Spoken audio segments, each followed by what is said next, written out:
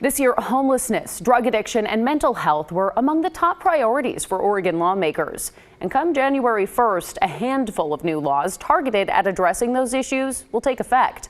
Here's Blair Best with the details.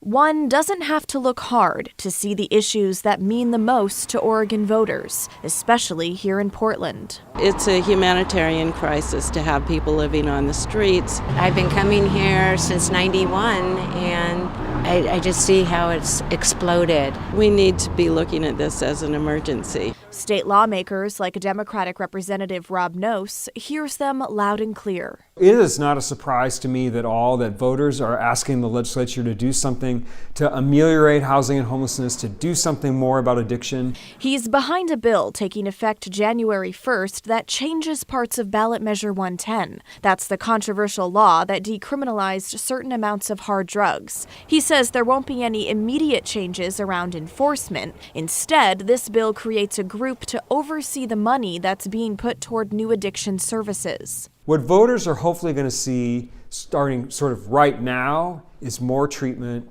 more housing, more opportunity for detox. Another law that starts next week makes it so those types of addiction services are available to inmates as well. The only time that adults in custody can get access to drug therapy is just before they're released.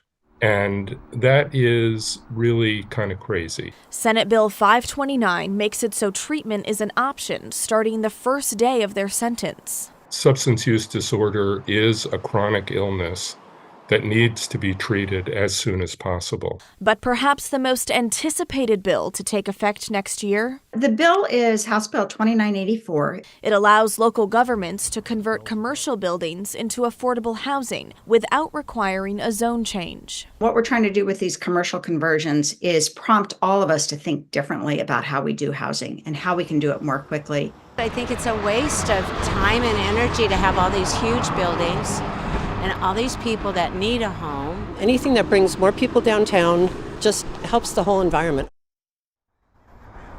Now, there are many other bills taking effect next week, including one that requires hospitals to hand out Narcan to patients who are there for treatment. Now, come the February session, another focus for lawmakers is whether or not to make public drug use a crime again, essentially reversing the most controversial piece of Measure 110.